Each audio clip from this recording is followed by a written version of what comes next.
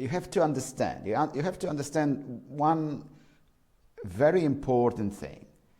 Why are we doing all these finances? Because shareholders prefer to be rich rather than poor. Maybe it's pretty obvious, but again, this is what it's all about. If you invest in a company, it's not because you have just a mood of investing in the company. It's not just because you just have some spare money and it's like kind of a lottery. You know, you put money and maybe you lose, maybe you gain. No, generally shareholders is used very often in finances as the meaning of owners. Owners, these people that possess shares, like units of ownership of the company. So obviously they invest in order to have more money in future. This is pretty obvious. And this is the aim. Yeah, therefore they want to invest in every project that is worth more than it costs. Surely. You put 100 and you would be pretty disappointed when after the project you have 80. So what's the point of effort, time, risk, whatever? Taxation, hustle, lost time, lack of leisure when you have less. The remuneration for your project is a profit. The situation when you have more after than at the beginning. And then how to measure that? Because you have to think in future. The difference between the project's value and its cost is its net present value. We started to work on that.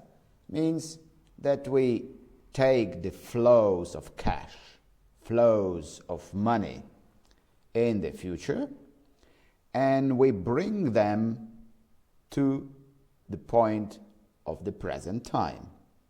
So we have some money in a year time, 2, 3, 10, and we try to bring them down, bring them to this time of today, and to realize how much it is worth. And the company accepts those projects that have a higher rate of return that the shareholders might earn for themselves. This is very interesting, because if you are somebody and you are an owner of the company, and at the same time you could put your money into a bank for a deposit, and this money, this 100, would bring you in the future 110. So what's the point of investing something that would bring you, say, 108? There is a concept, probably we'll talk about it later at another occasion, that there is some kind of risk-free investments. And it's like a benchmark for everything else. So therefore, in this project, we have this discount rate as a sort of safe rate. Like if something has a rate of 11%, say, and we have the option at the bank to invest at the bank at 8%, we will take the project. But if the project gives less than a safe investment, what's the point of risking? Sure, nobody would do it, because you have the risk, the hustle, the effort, everything, and still you have less than just doing nothing. It's just doing nothing. You just put your money into a deposit and do nothing. Right. So therefore, we bring this future flows that are accustomed to our project. Hopefully there are earnings. So future earnings, and we bring them down by the rate to the net present value. Hopefully I have made everything that it's clear on this point. So at the lecture 3, we have had this net present value. Let me stop for a moment and sort of summarize what you have learned at the lecture 3. So NPV is really a great tool. You remember, we had other tools like, for example, Payback or this other rates, yeah? But NPV is a great one because it has a number of really clear strengths. Firstly, it uses a real cash flows, because there's an ongoing debate. What should be used? Earnings in a sense of accountancy, or cash flows in a sense of pure finance. Obviously, there are pluses and minuses, but generally, cash flows are better. So this is a good idea. As you remember, for example, Payback just cut the time span of the project. So if there was something beyond the limit of a payback, we did not take it into account.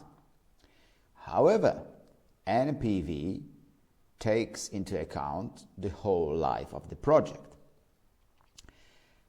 Whatever the number is, it takes all flows. Obviously, higher the discount rate and more it is in future, of course, it will be weighing less, obviously, but still, it might happen that at the end, there are quite substantial cash flows.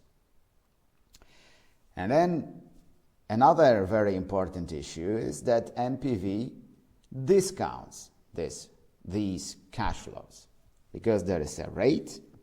So we know that a pound or a dollar in future is not equal to the pound or dollar now. So when we discount cash flows in the future, obviously it incorporates fully the concept of time value of money.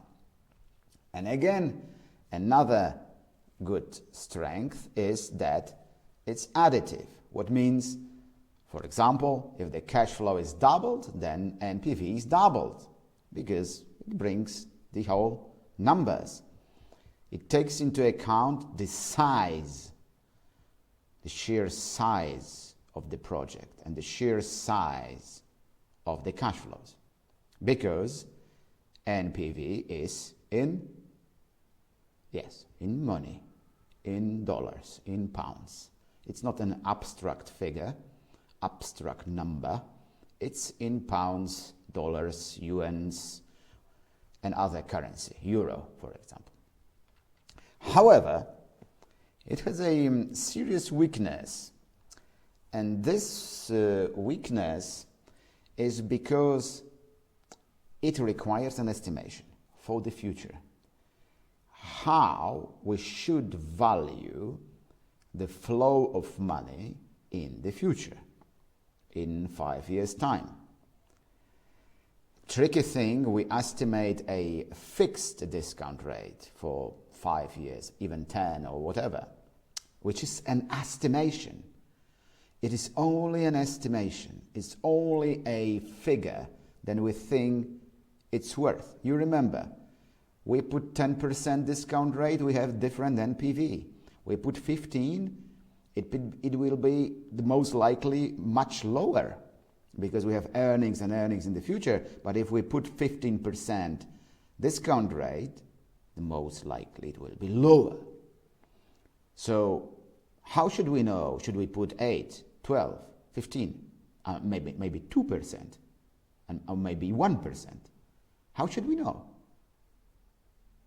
And this is the estimation. We try our best to find a correct estimation, but still, it is just estimation.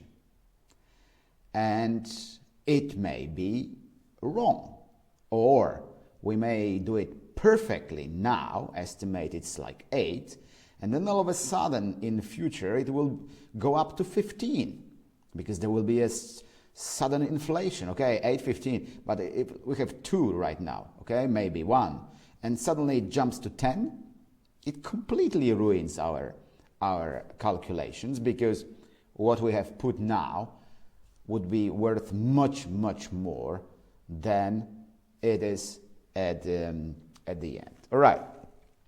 So, having said this pros and cons, there is a very quick reminder of the net present value. Yes, I know this is this gigantic formula that scares you a lot. But in this point, please refresh your minds.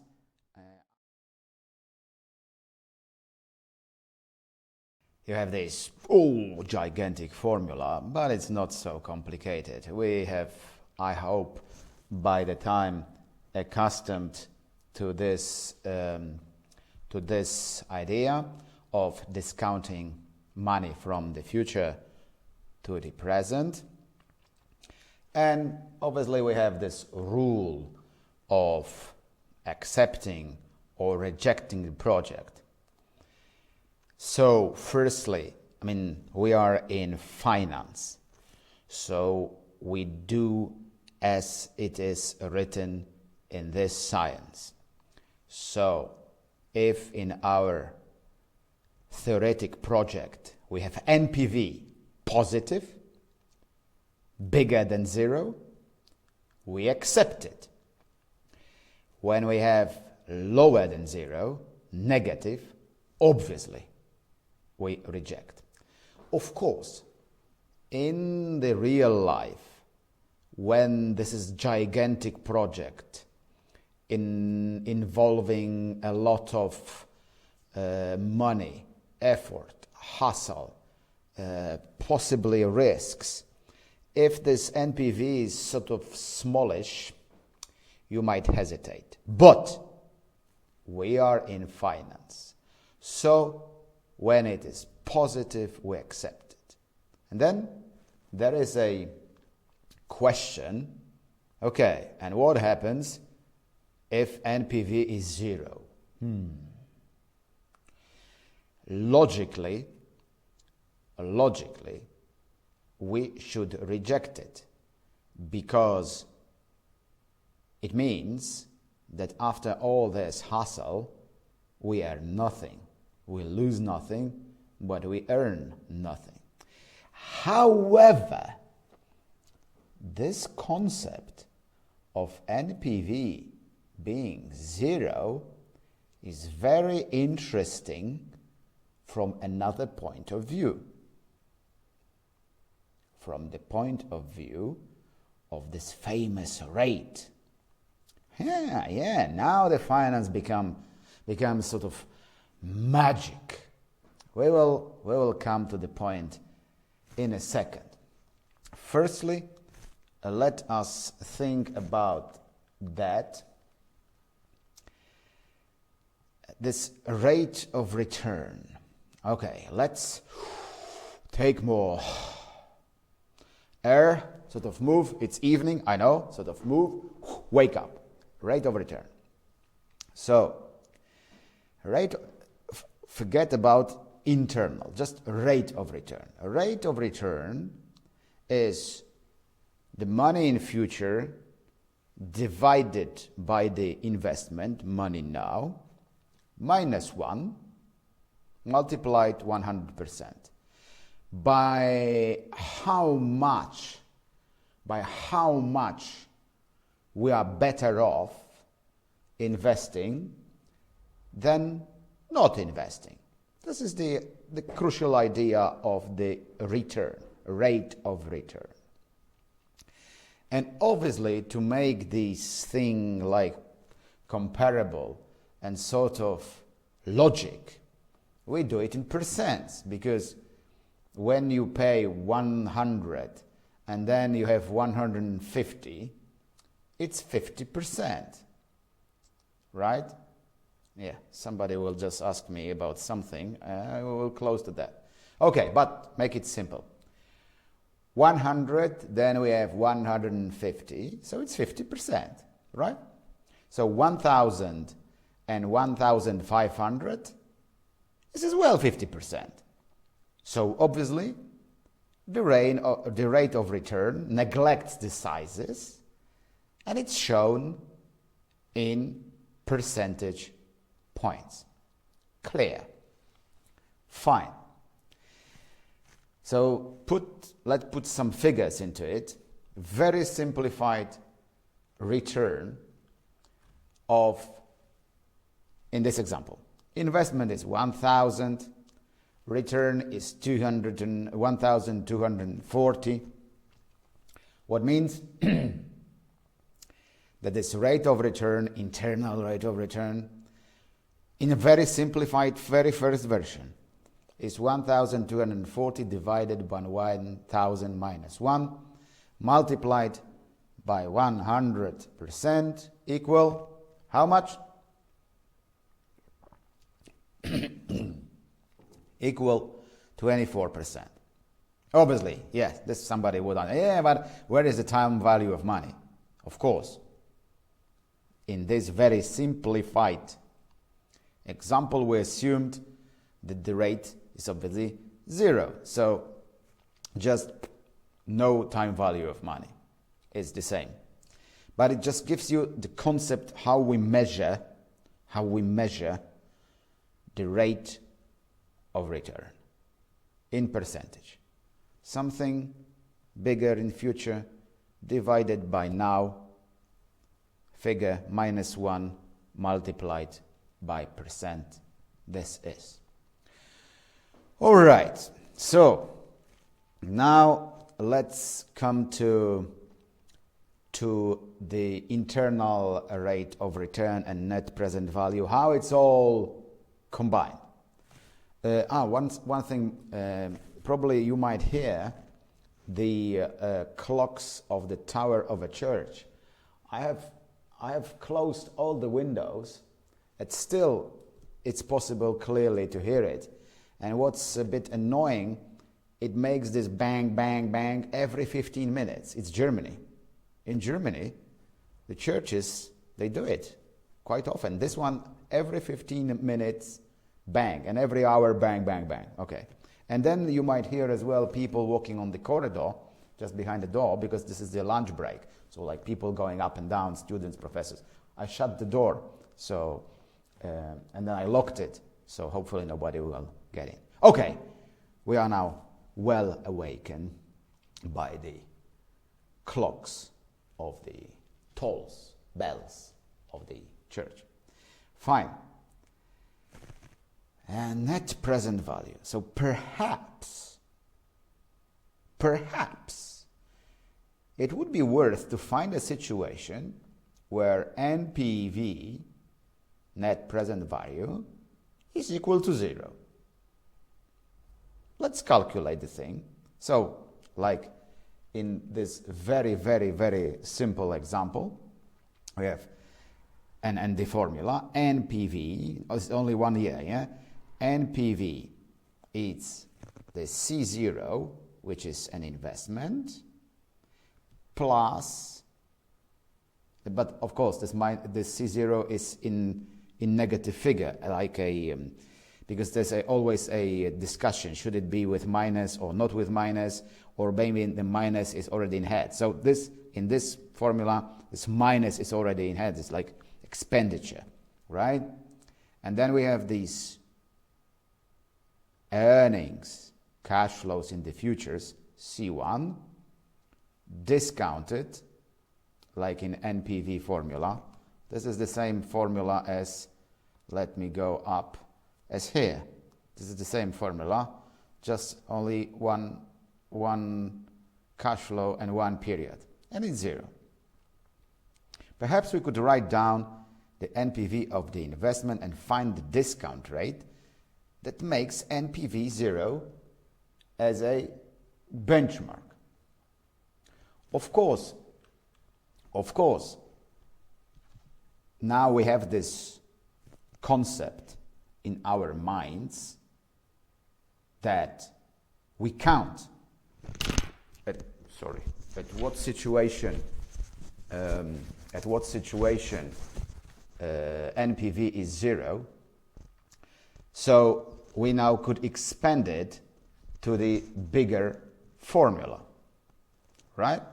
Because this is what we know from NPV, but instead of this discount rate, now we put this legendary internal rate of return. Because it will be our rate that would give the NPV 0. So, internal rate of return, the rate at which the project's discounted cash flows give the NPV 0. This is the definition. And this is the full formula, right? Our task will be to find this legendary IRR. And when you look on this formula, you might think, how on earth ever we will be able to find IRR? How to convert this formula in something mathematically viable? How could we do it? Okay, no worries. Step by step. So just let's do this as an exercise, and you are supposed to calculate this. Therefore, now the next page is empty page for notes. So there is an investment. Listen carefully.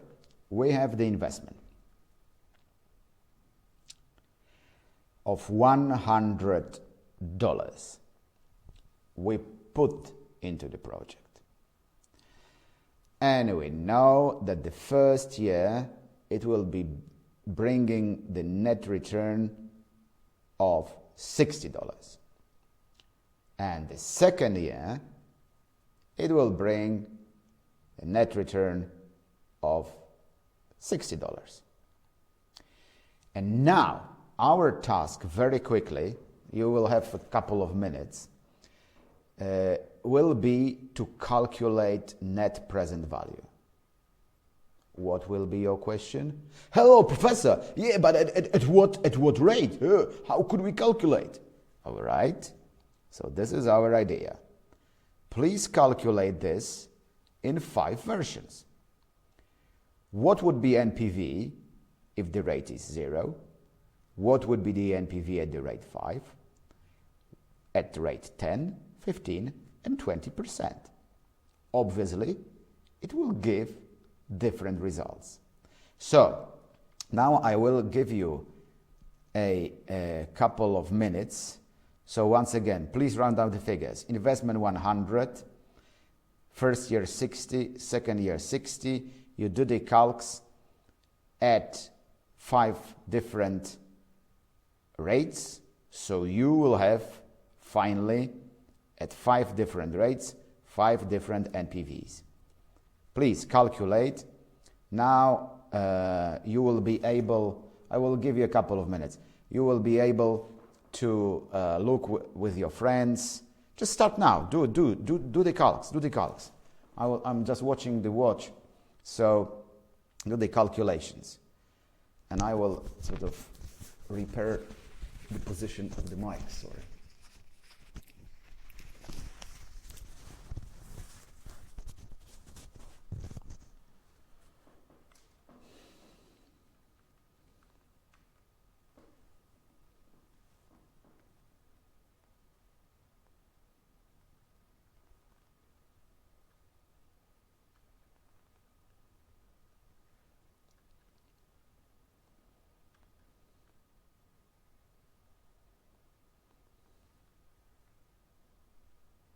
I'm hoping you are doing your calculations.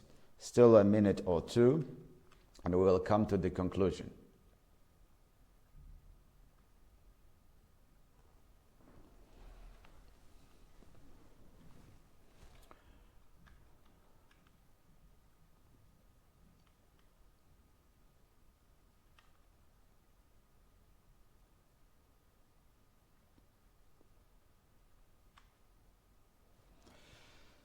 I hope that you are doing fine. Probably you are in the middle of your calculations. Sort of the third rate is now being calculated, as it's a sort of conversatorium. You may obviously look what your neighbor does and verify your way of calculating, but I want you to grasp the idea because it's so important.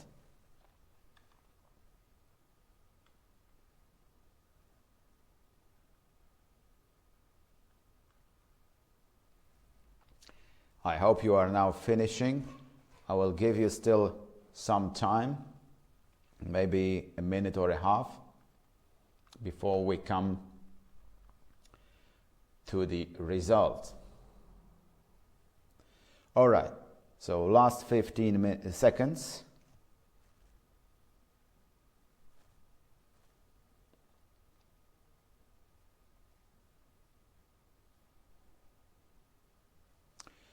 Right, so yes, this is the empty page, and the results are as follows.